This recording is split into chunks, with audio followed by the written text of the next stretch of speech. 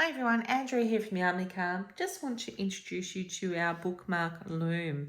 So you can weave your own gorgeous little bookmark. We've created these beautiful little looms in collaboration with a laser cutting company down here on the Bellarine Peninsula. So this one here, as you can see, it's got 4 little holes. These are to anchor our yarn. And we've got the teeth which actually help us lay down our warp, which goes this way. And so the yarn goes over and around, and that creates our warp. And then we put our weft in by weaving through the warp this way. And we do that using a Susan Bates weaving needle, which is included in every kit. And the benefit of this particular needle is the length of it. So it actually goes right across the width of our loom. And then we have our little comb, which helps push up our weaving to keep it all lovely, neat and tidy with our gorgeous little Yarnly logo on it. And this is to wind the yarn onto if you want to hold some yarn close by that's easy to use. So these are the elements that we have. I've obviously got some yarn and some scissors here with me. I'm just going to pop this one aside because I'm not going to use that today. I'm just going to show you how to pop your warp on. So it's really simple. Grab your yarn and anchor it into one of your anchor holes in the corners here. Just like that. And tie a loose knot. It's just a single knot. Doesn't need to be too tight. It's just about holding everything in place. So just like that. Then all we're going to do is we're going to go over, under, and just go through those teeth either end, just like that. Nice and simple. The reason why we do both sides, even though we only weave on the front side of our loom, so we won't be going through both layers of yarn, even though we do have, you can see we've got the front layer of yarn and then we've got a back layer. We only weave through the front, but we do 2 layers because when we finish, we use the yarn on the back, we cut through that and we tie off our weaving with that yarn, and it also provides us with some really lovely tassels that you can vary the length for.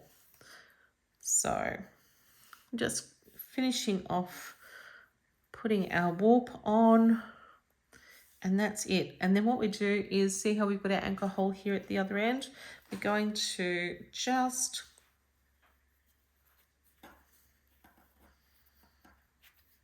pop that through and anchor our yarn on this end as well.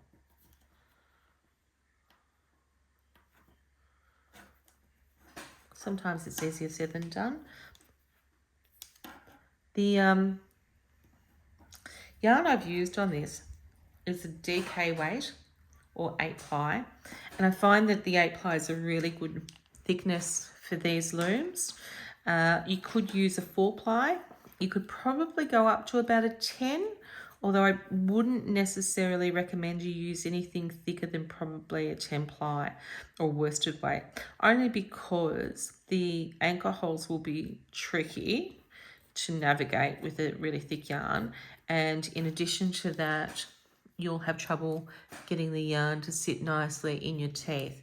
Now, as you can see, really nice tension, not too tight, so it's not super tight. You can see that it has some give in it, and that's a really nice way to get started with your warp. So you don't want it too tight. You want to be able to maneuver around it. So you want to be able to get under and over all of your warp. You don't want to have to find it really difficult. So all you're going to do is you're going to take your weaving needle. We're going to start with an under. So under, over, etc., all the way across, making sure you're not grabbing the warp from underneath. You don't want to grab that. You want to leave that quite separate. So as I said, see how the needle fits right across really easily. So once you've done that, you're just going to pull that through. So this part of it is called the weft, the part that goes across the other way. So we've done our warp at the top, and now we're doing our weft. Just like that. When you get to the end of your yarn, my recommendation is to just anchor it into that hole there, just so you know that it is nice and secure and you're not going to inadvertently pull that through, just like that. Just going to tie that off. There we go. Again, just another single knot. Nothing too complex. Now, what I find when I'm weaving is I do it slightly on an angle and I don't pull it through too tightly, because what you want to do is you want to take your comb now and push that up. Now, if it's not too tight, you'll be able to do that and get a really lovely even finish. If you do it too tight, then it will pull these sides in too much, and you don't want that to happen. Okay, so we finished, as you can see here, we finished under. So this row, we're going to go over. We're going to start the opposite. You always start the next row opposite to what you did on the previous one. See? And again, like I said, this needle makes it so much easier because it's lovely and long. And it's not too sharp. So if you want to have some kids play with this as well, obviously under supervision, because it is still a needle, but that's not super sharp. So I'm going to pull that through on our second row there.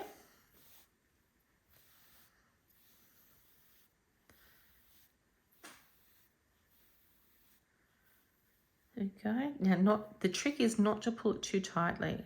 See how I've still left a little bit of a gap there? And then we're going to take our little trusty tool here. I'm going to push that up, just like that. And as you can see, I've got a really lovely finish. So I'll do one more.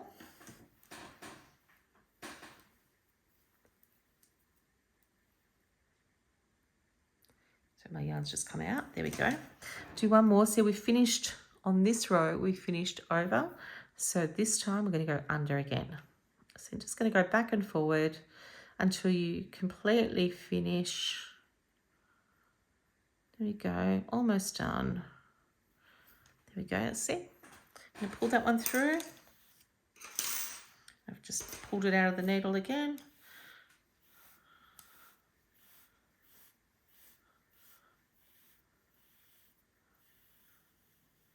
There we go, and see we've got a nice loop happening there. So now we're going to use our little trusty comb. We're going to push that up. There you go. As you can see, you're getting a really lovely finish. So when you finish weaving this entire thing and you get down to the other end, you're going to anchor off in the opposite hole here. So by that point, you'll have your two warp ends will be tied off and your two weft ends will be tied off.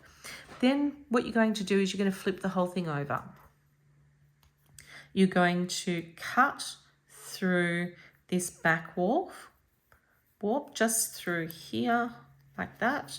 So you'll cut through the entirety of that, and then you'll take two strands and you'll tie them together and you'll knot off each end, and that'll give you a lovely finish. It'll keep all your weaving lovely and tidy.